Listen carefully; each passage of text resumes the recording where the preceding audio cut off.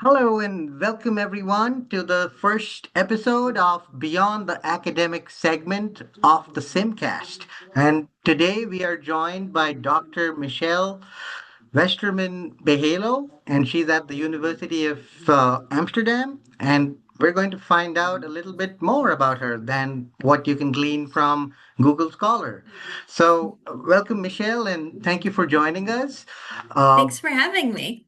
yeah. Oh, I should probably introduce myself too. My name is Adi Simha. I'm a professor at University of Wisconsin Whitewater. So, Michelle, my first question for you is, what first got you into academia, and when did you realize that you wanted to be an academic?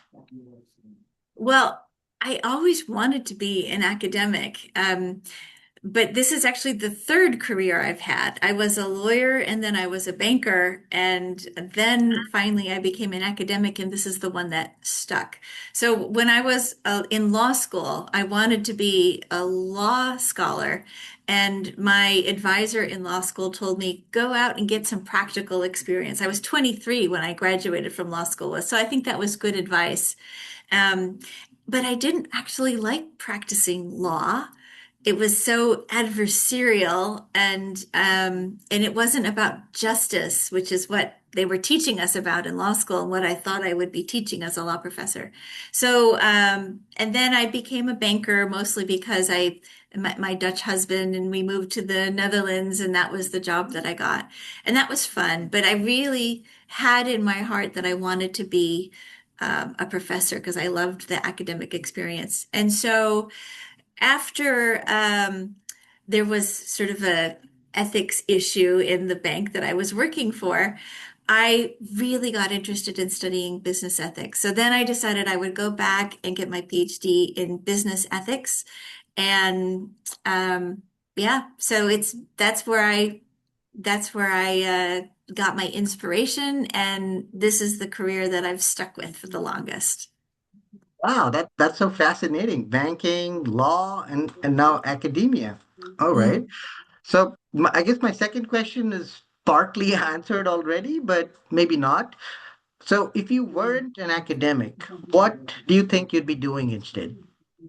Well, I think I tried the other two, the law and the banking, and they didn't really stick. And I really love being an academic. I suppose maybe something more artistic if I had artistic skills. It'd be fun to be a painter or a poet or a musician or something like that. But I don't have any of those skills, so academics is where I'll just have to stick. Okay. Again, this is like a perfect segue. Your answer is a segue to the third question. Do you have any quirky hobbies or interests that people would be surprised to hear about? Quirky. Well, let's see. I have a bizarre obsession with the wisteria that I'm growing in front of my house. I have two black thumbs. I've never been good at having a garden, but for some reason, the house that I bought over a decade ago had a wisteria in front of it that never bloomed, and this year it's finally in full bloom, and so I've been working on that for about a decade. So, and it's in full bloom right now, and so I've been very proudly displaying my wisteria on my you know on my phone and to people who walk by. I guess that's my quirky hobby. So gardening. That's a great. Did you name your wisteria? Some people name their plants. So Ooh, oh, I should. I'll have to think. Well, I live in the Netherlands, and in the Netherlands they call it blue rain, which I think is a nice name. Wisteria is not quite as descriptive as blauwe regen, blue rain. oh, okay, nice. So when you spoke about having two black thumbs, I should tell you that I'm probably the only person in the whole world who successfully killed a cactus by overwatering it, apparently. So Oh, wow. yeah, No, I've done that. I've done you've that done too. that too. I have black. So the wisteria is the first and only thing I've ever been successful at in terms of gardening. So, yeah. Okay, So, great. which is why I'm so proud of it. Nice. No. All right. My next question is, what's a passion academic project that you dream about working on or have dreamt about working on? So about a year and a half ago, I won a grant from my university that funded some field research that I did with the doctoral student that I had at the time in Africa. And I hadn't really ever done field research before. Um, and it was amazing. It was so interesting, such a beautiful place. We were in Kenya and Tanzania, lovely people, really interesting situations. And so I vowed that somehow I'm going to get more opportunities to do field research because just getting out there and talking to the people I find is so much more informative and interesting than, looking at columns of data. So I was very happy to be able to do that. And it's really become a passion of mine the freedom to be able to go out there and talk to people and learn about what they're interested in, what their worries are, and the impacts that's having. I think in a sense, I feel like this could be more impactful for my own research in the future. Wow. So, did you get to travel yourself to many countries then? So we started in Tanzania and then we went to Kenya and we were looking at mining sites. And it was artisanal mining sites. And I actually went into an artisanal mining hole underground, which Wow. scared the heck out of me because it was not very well supported. And I don't know if you know much about artisanal mining, but these mines collapse all the time. So it was kind of stupidly dangerous, but so exhilarating that I got to go down into the hole and see it. And then we walked by these. We sort of got a tour of these fantastic gold mining sites where they are artisanal gold mining and they're refining the gold using mercury, really not very safe Wow. Okay. manners. So it was just so eye-opening to see the way that things were working and the way people just sort of took this as the way that things are done.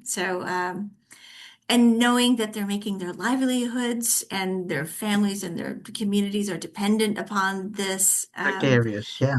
it really made me think differently about the things that I had studied by, you know, reading and figures and quantitatively and yeah, there's nothing like getting out there and seeing what the world's really like. Oh, wow. So an artisanal mine is something owned by like one person or? It's sort of a well, the ones that I went to seem to be owned by a community of people, and the community kind of fluctuates. Some people come and some people go, and um, essentially in this region where we were in Tanzania, you could basically dig a hole and find gold. Wow. It is that resource rich. And they would dig until they found a vein of gold, and then they would bring people in to help because it's a multiple person job. And people would dig for a time and maybe they'd get sort of a payday and then they would move on. So it was never really clear to me what the ownership structure of these artisanal mines were, but they sort of split the output of the mine according to who's there at the time when the substance comes up and the refining happens. So it's just so fascinating. Wow. And the the process that you described, it sort of makes me think of movies where, you have these communities, they strike gold and then the villains come and then people have to get together. It it sounds so, yeah, I'm surprised that's not happening. Is that ha- so is the community, do they guard their location or is it Oh, yeah, there were they do? fences around it. There Okay. were, and in order to have permission to go to this site, it was very important. So I was very lucky to have my doctoral student who is Tanzanian Okay. there because there's sort of a social order. You have to go to the ward the leader of that community and sort of get their blessing to be able to Oh, go. wow. And Sounds then fascinating. only once you've met with them would you be Okay. allowed to go To go onto there. the site. Mm, And then because you have the blessing of the ward leader to mm, be there, then the mm. people at the mine site they were just so wonderful about welcoming us in, leading us around, explaining what they were doing. Um, and it was such a great learning experience. I recommend whatever it is that you study, field research. It's something that I think every academic should do at least once in their career. Absolutely. Absolutely. So, jumping from that question, let's go to a more superhero-y kind of question. So, what's your academic superpower? And in the same vein, what's your kryptonite? So, something that affects your superpower. Well, I have ADHD, and a one of the ADHD tendencies is an ability to super focus.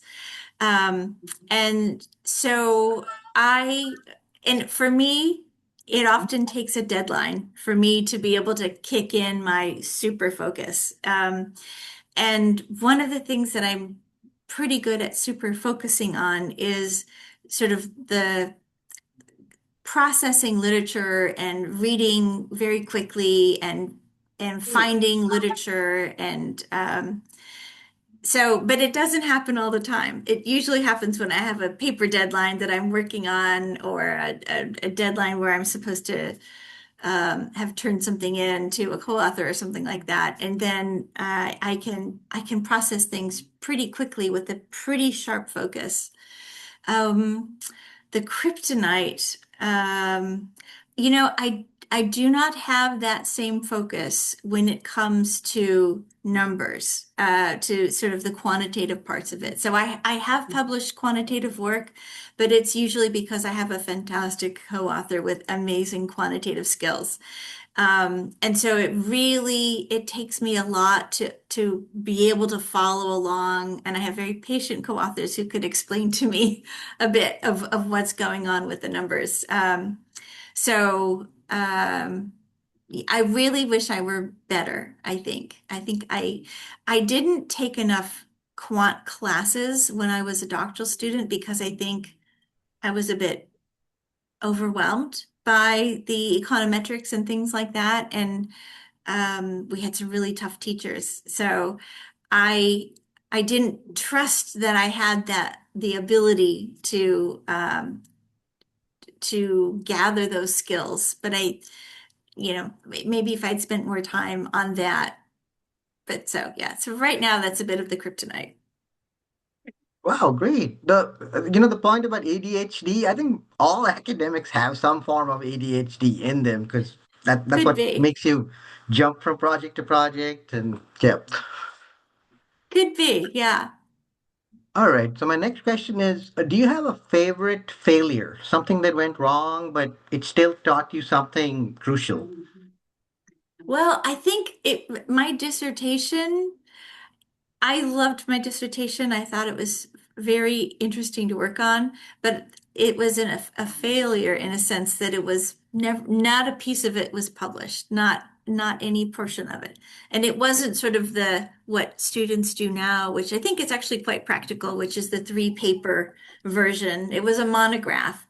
Um, and yeah, I think in a sense, it was wonderful to be able to put something together in a book and think big, long thoughts that are not broken up into 40-page segments. So I really enjoyed writing it, but it is sort of an ongoing frustration that I was never able to publish any part of it because breaking it up from a long version into 40 pages never, yeah, it just never worked out. Is that something you're still thinking about doing? Oh gosh, Publishing no, it's from that? been so long ago that I think it's kind of redundant and the data's old. And I've taken ideas from the dissertation and have used the ideas and used the sort of the theoretical approach and the literature, that knowledge. I've benefited from having done it. in future research projects. But the words in my dissertation never appeared in any academic article. Okay. You could maybe reposition it as an essay and still work parts of it into it. Like there's a lot of journals now that publish essays, so just Never a say thought. never. Yeah, that is Yeah. true. That is true. All right, so we get to our final question. If you could give your younger academic self any advice, what would you give? Mm, that's a tough one. I guess embrace change, embrace the challenge. I think maybe going back to the bit about the econometrics classes, feeling that that was too hard for me. If I would have maybe just embraced that a little bit more um, and realized that the tools that are out now that make things possible for people to do that weren't possible, 15, 20 years ago. Um, yeah, so maybe if I had embraced the challenge and embraced the change and struggled a little bit harder to do the things that were difficult for me, then it would have maybe had an impact on the kind of work that I ended up doing and publishing. So, yeah. So econometrics in your case. Yes. Okay. Wow, this is so fun. I enjoyed learning more about, what makes you tick. So, any other thoughts you'd like to share with, No, the SIM community? I'm just really grateful that there are people like you and David Scandera from the Communications Committee who are putting these resources out there. And I hope everybody in the SIM community embraces the opportunity to give service and to take on these kinds of activities. Because I think when you give, when you organize things for SIM, when you put together events, when you put yourself out there in the community, it pays off threefold, I think. And so I would just want to encourage SIM members to get involved in the community. Perfect. Thanks so much, Michelle. Look forward to seeing you and meeting you in Philadelphia. I'll see I'll you there. see you there.